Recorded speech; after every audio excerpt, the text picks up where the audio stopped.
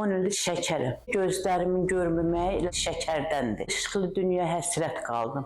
Hər yanı duman, qaranlıq. Mən güzgüyə baxırdım, özümü görəmirdim qızım. Televizorda səsini eşidirdim, adamları görəmirdim. Gəldim Elgiz müəllimin verilişinə, çox sağ olsun. İsti ocaqdır ora, yetimlər atasıdır, kasıbların dəyağıdır. Gəldim, gözəl doktor tapdım. Qızım, 4 ildir məndən zulüm çəkirəm, Allah.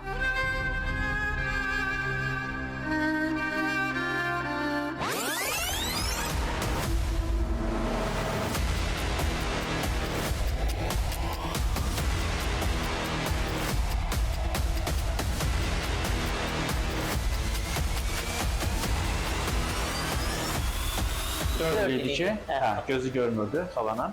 Hər ikisi tutulmuşdu. Bir gözünü əməliyyat elədik, bir gözündə indi bu dəqiqə bitirdik əməliyyatına. Bu gözdür. Məni görürsünüz indi? Bəli. Hə?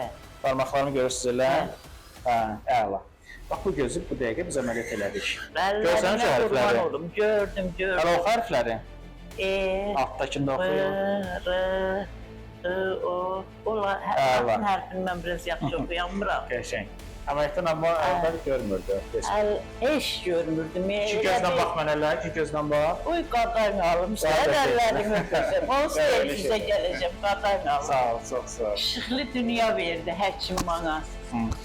Ömrümün sonuna kimi, son nəfəsimə kimi alqış oxuyacağım. 4 ildir məndən zulüm çəkirdim, ay bala.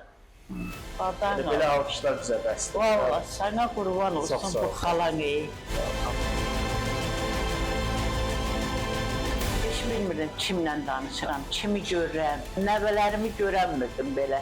Elgiz müəllimin verilişinə baxdım, dedim, ay Allah, ya Rəbbim, mən o doktorun əlinə qismət elə.